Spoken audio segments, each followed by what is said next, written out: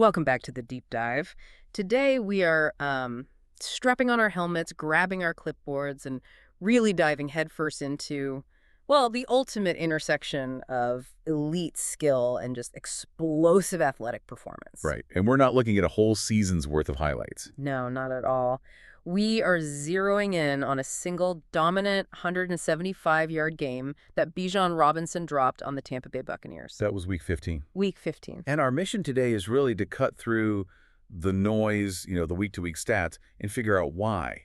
Why this one performance had analysts immediately classifying him among the absolute best. So we're using the commentary around this game as a kind of blueprint for what elite performance looks like. Right, exactly. And we don't really have to wonder about his standing, do we? The source material wastes no time at all. It establishes right away Robinson is leading the entire league in yards from scrimmage. And that's the gold standard metric for a modern, versatile back. It's not just rushing. It's running and receiving.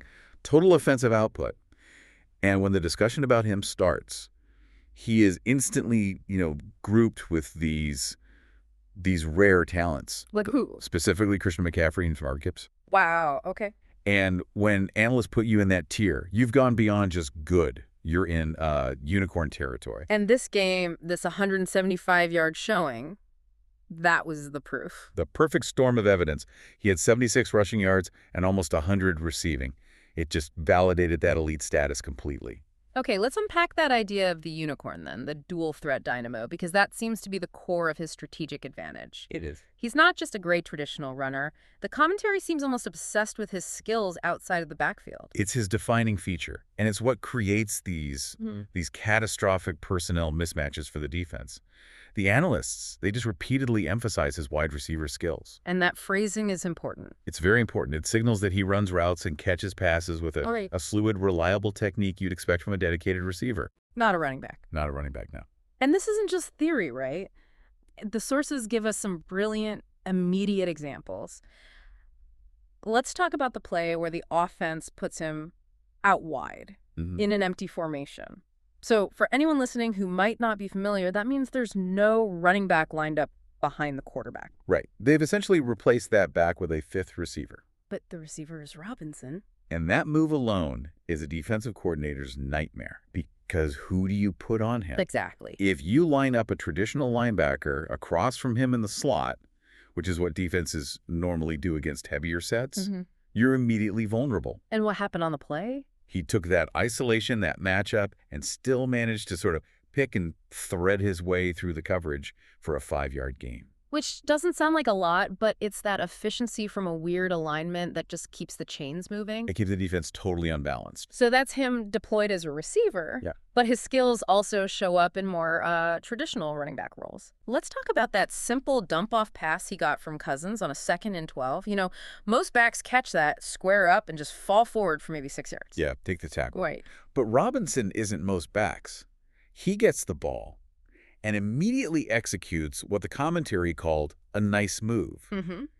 And he turns that routine play into a legitimate chain-moving one. Takes the ball all the way to the 35-yard line.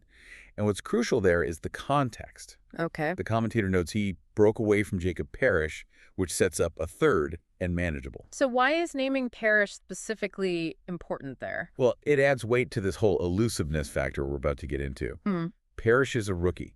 So you have an elite talent going against a less experienced defender in a high-leverage spot. And the elite talent wins. Dominates the one-on-one contest. He gets the extra yardage. He converts the play, and he completely changes the down and distance. That is the definition of a playmaker. And they mention it again later, didn't they? They did. Another catch, and the line was his wide receiver skills were in evidence right there. Yeah. He just makes the extraordinary look routine. And yet, even with all this focus on him being a hybrid receiving weapon, he's still a running back. Oh, absolutely. The sources are careful to balance that praise, noting he's still excellent as a pure runner. They talk about him finding and exploiting a nice hole for a critical first down on the ground. He has both skill sets operating at an elite level at the same time. Which brings us back to strategy. That's the whole strategic takeaway. If you're a defensive coordinator, you can't substitute easily against him. If you put in a nickel corner to cover him when he splits out wide, you might be sacrificing run support. And then he just lines up in the I formation and exploits that nice hole you just mentioned. Exactly. He moves the chains through the air and on the ground, and that versatility just creates this sustained offensive pressure that very, very few players can generate on their own. That pressure leads us right into probably the most compelling quote from the source material, what we're calling the untackable factor. This was the ultimate mic drop moment in the commentary. It really was. They said, and I'm quoting here, "I don't care who it is one-on-one, you're not tackling Bijan Robinson." An absolute statement. So I have to ask you, is that just, typical broadcaster hype, or is there enough evidence in the analysis to actually support a claim like that? It definitely sounds like hyperbole, but his performance in this game, it backed it up. You have to remember, we're talking about professional athletes here. It is incredibly hard to even touch a great NFL runner, let alone stop them cold one-on-one. And the sources gave us the visuals. They did. They highlighted specific instances of just pure elusiveness that defy textbook tackling. So what are we seeing on these plays? We're seeing this incredible combination of lateral agility and what's called contact balance. Contact balance. It's the ability to absorb a hit, a glancing blow or a grab, while keeping your speed and staying upright. The commentary pointed to a run where he just shook a defender and went all the way to the 44-yard line. That's not just being fast. No, it's not speed. It's processing the defense, using a quick juke or a powerful stiff arm, that nice move again, to turn a minimal gain into a huge one. And again, they named the defender there, Jacob Parrish, the rookie who couldn't handle it. Exactly. It reinforces the point. Even professional defenders struggle to contain him when he gets rolling. And if you look at the running metrics from the game, they just reinforce the consistency of this. Okay. Up to that point in the commentary, he had 15 carries for 76 yards. Which is a really impressive rate of return. It is, and the analysis noted that this 5-yard per carry average was his exact season average coming into the game. So this wasn't some outlier performance. Not at all. He wasn't just having a good day. He was simply performing at his established elite level. This is standard operation for him. And he showed up in those high-pressure moments, too. He had a 13-yard gain on a really tough 1st and 16, and then later a huge 15-yard gain down the sideline late in the game where he was clearly breaking free. Yeah, and the plays that really show his vision are the early ones. He started the third quarter with a 16-yard gain. Right. And the commentators focused on how he did it off a play fake, a pump fake underneath. That takes patience. He didn't just slam into the hole. He waited for the block to set up, cut off the tackle's shoulder, and then just exploded. That balance of patience and immediate bursts. That's why he's labeled untackleable. He beats you with his brain before he even beats you with his feet. It's clear the performance was defined by that individual skill, but we need to zoom out a bit. Let's look at the bigger picture. How did this translate to the scoreboard? What was the team context?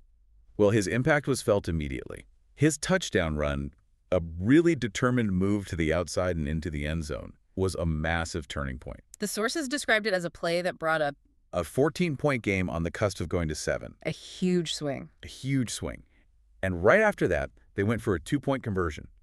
That signals absolute trust in your offense, with Robinson as the engine, to claw your way back into a game. What makes that trust so interesting is the team's situation. The Atlanta team had already been eliminated from the playoffs the week before. Right. So why are they fighting this hard in week 15? That's a fascinating contradiction that the sources actually touch on.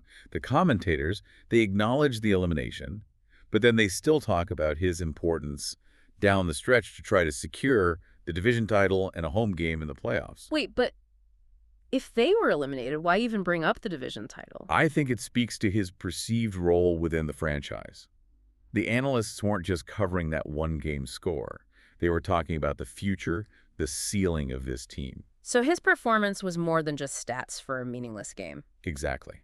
They saw his continued excellence as fundamentally good for this Atlanta team, regardless of the playoff picture. He is the centerpiece of their future, and every dominant game is a promise of what's to come. We also get a little bit of flavor from, the external stuff, the circumstances of the game. Yeah. We get a quick mention that the broadcast team was Al Michaels, Kirk Herbstreit, and Kaylee Horton. Top-tier crew. A top-tier crew, which tells you this performance was getting attention even if the playoff stakes are gone. And you can't overlook the physical details. There was a specific note about the field condition. The grounds crew only had 4 days to get it in decent shape. That's a quick turnaround. It is. And when you're performing at 5 yards a carry, breaking tackles, cutting like he does, doing that on a less than perfect surface makes the whole thing that much more impressive. Absolutely. And there was that great little aside about the team standing. An editorial comment from the broadcast team kind of frustrated that the team still don't get respect on AWS, even with the same record as the Buccaneers. Yeah, you could feel that. The general feeling was that the team was underrated. And Robinson's performance was like an unmissable statement against that whole narrative. That's the perfect way to put it. When you pull all those factors together, the elimination, the tough field, the lack of respect, Robinson's 175-yard game stands out not as a fluke, but as an act of sustained individual excellence that lifts the entire franchise. So if you came here today wanting that one key takeaway, that concise understanding of why Bijan Robinson is considered one of the best, what do we need to carry forward from this deep dive? I think the central idea is non-negotiable versatility. His value isn't just volume, even though he is leading the league in yards from scrimmage. It's his ability to instantly pivot between 3 different high-level skill sets. So he's a power runner. A legitimate power runner, a dynamic, untackleable, elusive back, and a high-functioning wide receiver who can win outside the numbers. That adaptability makes him a complete schematic nightmare for defenses. He can basically execute the entire offensive playbook all by himself. And this is the provocative question the source material leaves you with, the thing you should be mulling over. If one player, as Robinson showed in this game, can master running, catching out of the backfield, and playing as a split-out receiver, what happens to the traditional idea of the running back position in the NFL? It has to change. It fundamentally shifts how a defense has to approach staffing and scheming.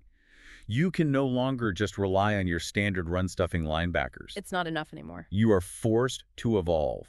You have to find linebackers or safeties who can cover wide receiver one-on-one on every single snap. And the moment you fail to do that, players like Robinson will ruthlessly exploit that mismatch, turning a 5-yard gain into a 15-yard momentum-swinging play. That strategic capability, proven in this 175-yard masterclass, is the key knowledge to take forward when you're evaluating elite talent. Absolutely. That's all the knowledge we've extracted and analyzed from the source material today. Thank you for diving deep with us.